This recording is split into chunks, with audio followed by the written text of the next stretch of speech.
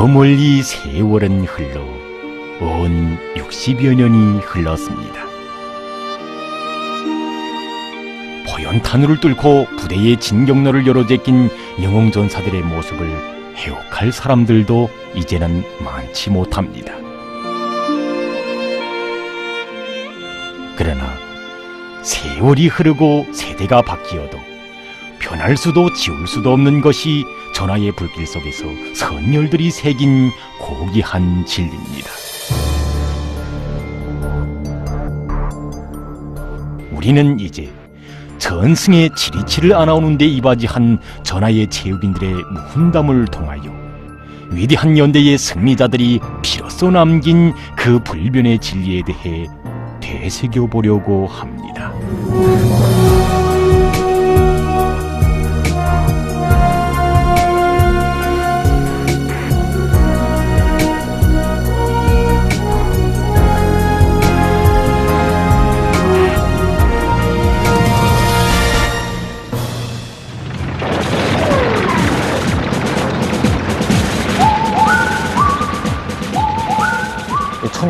부터 1960년까지 우리나라 체육활동연대회를 펼쳐보면 육상 800m, 1500m 달리기 종목에서 언제나 1등의 자리를 양보하지 않은 그런 선수가 있었습니다. 그가 바로 박구람 동지였습니다.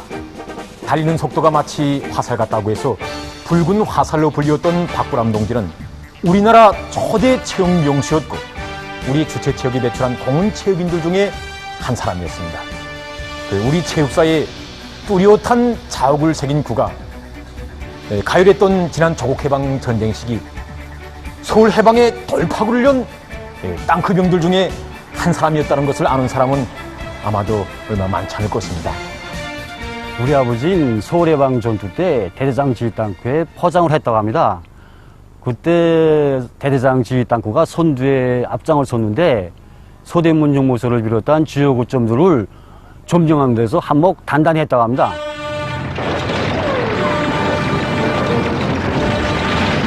우리가 의정부 미아리 개선에 이르렀을 때 적들은 미친 듯이 저항에 나섰다. 순식간에 산과들은 한 치 앞도 가려보기 힘든 포연 속에 잠겨버렸다. 뜨거운 열풍과 매캐한 초연내, 습한 대기로 땅구하는 불도가니가 됐고 몸은 온통 땀주머니가 돼버렸다. 아버지한테서 들었는데 땅크는 이렇게 새덩어리로 둘러막혀 있기 때문에 몹시 답답하고 또 진동이 너무 세서 이 땅크병들이 이렇게 늘 육체적 국한점을 넘겨야 하곤 했다고 합니다. 그런데 우리 아버지는 체육선수니까 이런 육체적 국한점을 어렵지 않게 이겨냈다고 이렇게 자랑삼아 이야기하곤 하였습니다. 이날 전투에서 박구람 동지는 단독으로 9개의 적하점과 중기를 까부시고 전쟁 개시 3일 만에 적의 아송이 서울을 해방하는 데 크게 기여했습니다. 그래서 그 후에 어산 전투와 대전 해방 작전에서도 큰 위운을 세웠습니다. 서울 해방 전투가 끝난 후 구 땅크旅단은 백공호 땅크 사단으로 승격되게 되었고 대전 해방 작전에서 세운 위운으로 해서 1950년 7월 26일에는 우리나라에서 처음으로 군의 칭호를 수여받는 자랑스러운 부대로 되었습니다. 전하의 체육인들에 대한 취재 과정에 우리는 한 가지 사실을 알게 됐습니다. 그것은 체육인 출신들은 그 어느 병종에나 다 있었는데 특히 정찰병, 연락병, 통신병들이 많은 것이었습니다. 대체로 체육인들이라고 할 때 동작이 민첩하고 중앙 판단이 빠를 뿐 아니라 의지가 강하고 육체적 준비가 좋기 때문에 싶은 그럴 만도 한 일이었습니다. 하기에 지난 조국해방 전쟁 시기 배출된 공화국 영웅들만 봐도 체육인 출신들이 적지 않았는데 그 비결이 하나가 바로 여기에 있지 않았겠는가 이렇게 생각됩니다.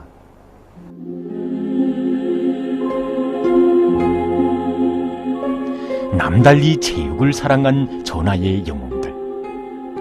두 팔과 온몸에 부상을 당하고도 불사신이 되어 조국의 고지를 사수한 조군실 영웅. 그도 학창시절 원산지에 소문난 축구 선수였고 군수물자를 지켜 한 목숨 서슴없이 바쳐 싸운 공화국 영웅 황정수 동지도 당시 평양공업대학의 이름난 배구 선수였습니다.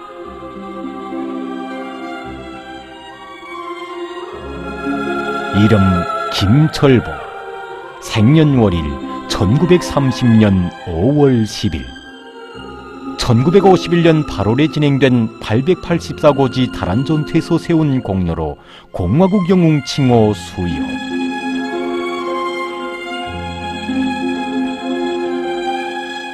김철복 동지는 지난 저국해방 전쟁 시기 884거지 탈환전투에서 빛나는 위운을 세운 공화국 영웅이었습니다. 당시 적들은 저들의 군사 여충지였던 884거지에 철통 같은 방어진을 구축해 넣고도 모자라 중원 부대까지 끌어들이려고 획책하고 있었습니다. 적 중원 부대가 도착하기 전에 시급히 이 거지를 점령해야 했는데 여기서 제일 난 문제가 적들의 용구 하점을 까부시는 것이었습니다. 이 중대한 임무를 과연 누구에게 맡길 것인가? 착잡한 생각으로 못애기던 지휘관의 머릿속에 제일 먼저 떠오르는 사람이 있었으니 그가 바로 김철복 소대장이었습니다. 우리 아버지는 훌륭한 야구 선수였습니다.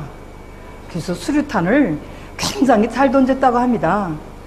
인민군적인 체육경기대에서 아버지가 수류탄 던지기고 총무 경기에 나갔댔는데 수류탄 던지기는 그 미닫으로 하지 않습니까?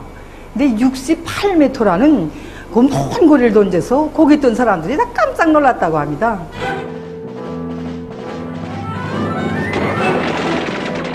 어스름을 타고 884고지 중턱에 다다랐을 때는 새벽 5시경이었다. 뒤미쳐 우리를 발견한 놈들이 마구 불질을 해대고 수류탄을 집어던졌다. 적들이 던진 수류탄이 날아오는 그 순간 나에게는 그 수류탄이 야구공처럼 생각되었다. 수류탄의 비행 방향을 포착하고 우측으로 3m가량 달려나가 날아오는 적의 수류탄을 대받아 적 화점에 힘껏 던졌다. 두 번째 수류탄도 그렇게 적 화점에 명중하였다. 그날 습격 전투에서 김철복 동지는 불과 30분 오간에 단신으로 3개의 적 화점을 까부심으로써 부대의 전투 승리에 크게 이바지했습니다. 위대한 수령님께서는 김철복 동지 전투 공로를 높이 평가해 주시고 공화국 영웅 칭호를 수여해 주도록 하셨습니다. 그리고 전후에는 인민군 연합부대 지휘관으로 인생의 황혼기에는 저국해방 전쟁 승리 기념관 영웅 강사로 사업하도록 운정 깊은 처치도 취해 주셨습니다.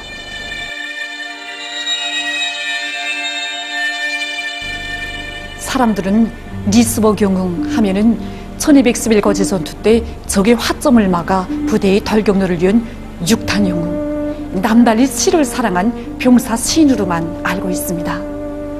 하지만 리스복 영웅은 중학 시절에 벌써 순천 땅에 소문난 육상 선수이기도 했습니다.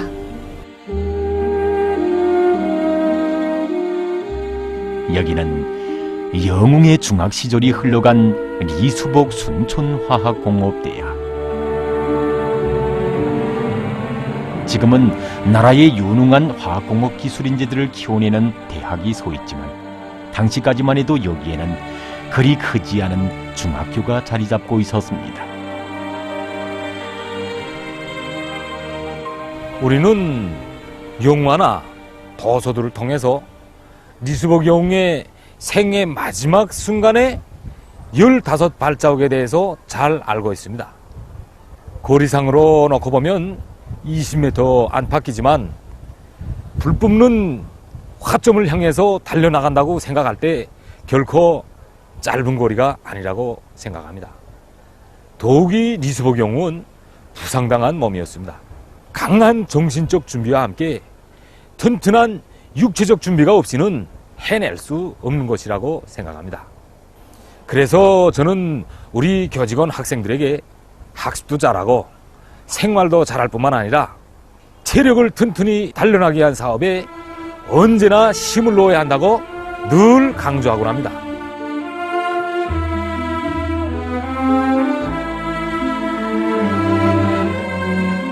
네, 1958년 4월 어느 날 여기 리수복 영웅의 고향 마을을 찾으신 위대한 장군님께서는 흐느껴 오는 영웅의 어머니 손을 꼭 잡으시고 어머니 곁을 떠나간 아들은 하나지만 어머니를 찾아오는 아들들은 얼마나 많은가.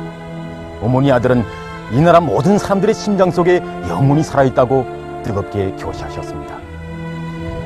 그 후에도 위대한 장군님께서는 리수복 영웅처럼 조국이 귀중함을 심장으로 체험했을 때만이 조국을 위해 청춘도 생명도 기꺼이 바쳐 싸울 수 있다고 뜨겁게 교시하시면서 리수복 영웅의 감높은 삶을 후세에 길이 전해가도록 은정 깊은 사랑을 베풀어 주셨습니다.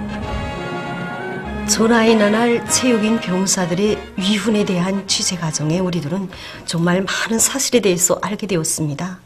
이제 그들 가운데는 전 민족보위성 체육중대의 료끼 선수였던 리경열 동지도 있었는데 보기 드문 힘장사인 그는 이제 둘이서도 들어올리기 힘든 달아오른 포신을 혼자서 단숨에 이제 섬수 있게 교체하곤 해서 숱한 포병들의 감탄을 자아냈다고 합니다. 그리고 역시 이제 민족보위성 체육중대의 씨름 선수였던 리근상 동지도 있었는데 그는 이제 해방 후에 열린 전조선 종합체육경기대회를 비롯한 여러 경기들에서 연속 1등을 해서 황소를 3번이나 탄 그런 경기 전적을 가지고 있는 분이었습니다. 자진해서 공병으로 된 그는 우람한 최고와는 어울리지 않게 족들이 매설해 놓은 수십 개의 지뢰들을 단숨에 섬수 있게 해제하곤 해서 부대의 진격로를 여는데 큰 역할을 돌았다고 합니다. 이들만이 아니었습니다. 전쟁사의 갈피에는 체육인들을 위주로 조직한 병기국 소속 호송 대대도 있었는데 전투 임무 수행에서 단 1분도 두틀 줄 모르고 또 하나같이 민첩하고 힘이 세고 성실하고 열정적인 이들을 가리켜 지휘관들은 한 개의 사단과도 바꿀 수 없는 법의 부대, 날개도 친 체육인 부대라고 불렀다고 합니다.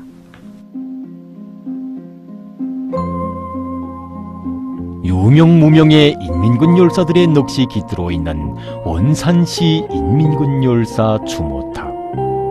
이 열사들 가운데는 해방 후 인민들 속의 기계다리로 불리웠던 해군 중위 호죽산 동지도 있습니다. 벼의 사오도 같은 몰기 기술과 기계와 같은 정확한 찬옥기로 사람들의 심금을 틀어잡던 축구 명수. 공화국이 창건된 후 우리나라 선수들이 처음으로 참가한 국제 경기가 1949년 8월에 마자르의 수도 부다페슈트에서 진행된 제2차 세계 청년학생 축전이었습니다. 그때 호죽산 동지는 중앙 공격수로서 10번을 달고 출전했었는데 그의 위력한 특기인 180도 휘둘려 차기가 얼마나 정확하고 위력이 있었던지 그에 대한 소문이 온 유럽 땅에 퍼졌습니다. 그때 외국의 한 축구 감독은 자기 팀의 선수 3명을 내놓고서라도 조선의 10번 선수를 데려가고 싶다고 자기의 솔직한 심정을 터놓기까지 했습니다.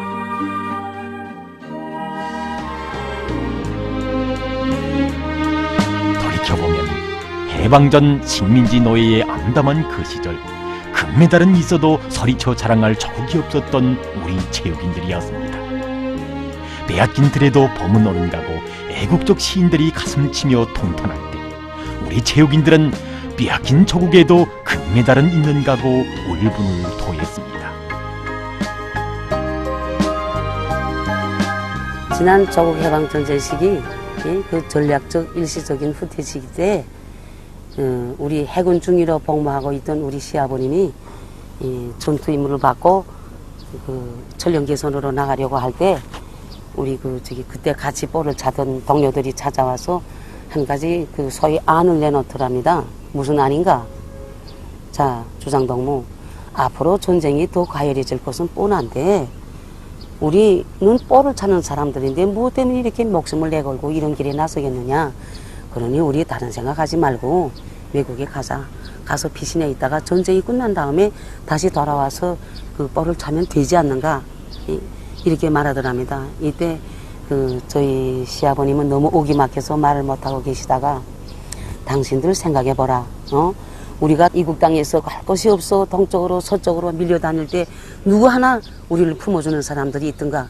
그러나 오직 위대한 김일성 장군님께서 우리를 잊지 않으시고 다 품어 안고 조국에서 사람들까지 보내줘서 기차히 태워가지고 올 때 우리가 얼마나 희열이 넘쳐서 만세를 부리고 요란하게 기뻐했던가, 이걸 생각해보라. 그 후에 조국에 와서 우리가 얼마나 행복한 생활을 누렸고 보람찬 훈련과 경기 생활을 했던가, 이거 생각해보라. 응? 좋다. 당신들 신념이 그렇다면 가라. 당신이 아니라도 전쟁이 끝난 다음에 뻘찰 사람들은 많다는 거. 그러나 나는 죽어도 하늘이 무너져도 나는 그렇게 못한다는 거. 이렇게 그자들과 단호히 결별하고 전선으로 나가셨다고 합니다.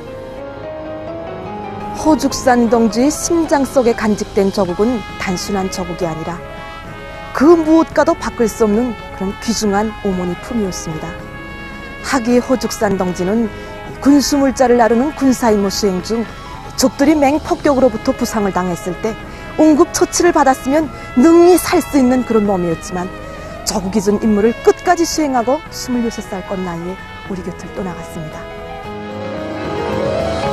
피눈물 나는 식민지 노예살이를 뼈저리게 겪어보기도 했고, 나라의 주인으로 참된 삶과 행복을 눈물겹게 누려본 이들이었기에 우리의 체육인들은 공 대신 총을 억세게 틀어잡고 조국보위의 성전에 영약도 얽혀나 청춘도 생명도 아낌없이 바쳤습니다. 그러나 불비 쏟아지는 전하의 포연탄을 속에서 우리의 주체 체육이 어떤 위대한 손길 아래 자기의 아지를 무성하게 뻗치고 거목으로 자라나게 됐는가를 그들은 아직 다는 알지 못했습니다.